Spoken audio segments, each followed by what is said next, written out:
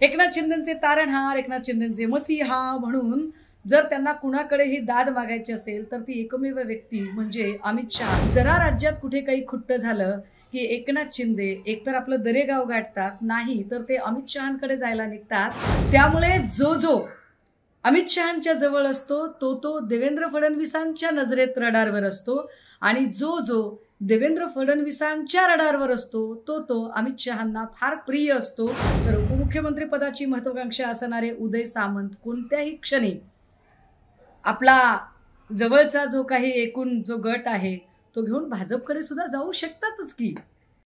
एकनाथ शिंदेंनी शिवसेनेतून ज्यांच्यामुळे बाहेर पडायचा निर्णय घेतला आणि एकनाथ शिंदेंच्या मुख्यमंत्री पदाच्या महत्वाकांक्षेला ज्यांनी खतपाणी घातलं असे अमित शाह हे एकमेव भाजपमधले तारणहार म्हणून सध्या एकनाथ शिंदेंच्यासाठी आहेत। एकनाथ शिंदेचे तारणहार, एकनाथ शिंदेचे मसीहा म्हणून जर त्यांना कुणाकडेही दाद मागायची असेल तर ती एकमेव व्यक्ती म्हणजे अमित शहा। त्यामुळे जरा राज्यात कुठे काही खुट्ट झालं की एकनाथ शिंदे एकतर आपलं दरेगाव गाठतात, नाही तर ते अमित शहांकडे जायला निघतात। पण मुळात अमित शहांकडेच ते का जातात तर त्याचं एक महत्त्वाचं कारण हेही आहे की अमित शहा आणि देवेंद्र फडणवीस यांच्यामध्ये असणारा कोल्ड वॉर आता काही लपून राहिलेला नाही।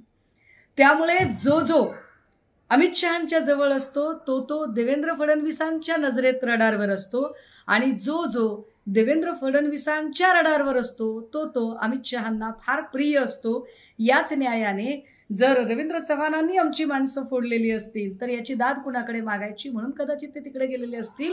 पण यातली एक गोष्ट फार उल्लेखनीय आहे ती म्हणजे उदय सामंत हे अगदी त्याच वेळेला रवींद्र चव्हाणांना भेटायला जातात।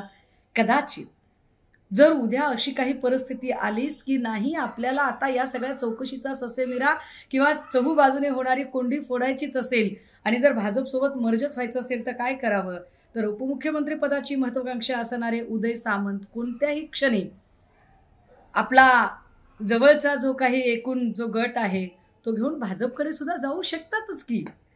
काय प्रॉब्लेम काय आहे, कारण तसंही संदीपान भुमरे असतील, गोगावले असतील, शिरसाट असतील, भुसे असतील, ही सगळी जर माणसं जर बघितली तर आता वेगवेगळ्या प्रकारे त्रस्त झालेली माणसं आहेत आणि निश्चितपणे या सगळ्यांचा सध्या शिंदेंपेक्षा उदय सामंतांकडचा कल जास्त आहे। त्यामुळे महाराष्ट्राच्या राजकारणातला जो रंजक पट आहे 2022ला जे काही शिंदेंनी एक अंक नाटकाचा दाखवला होता, मला वाटते त्याचा दुसरा अंक आत्ता सुरू आहे।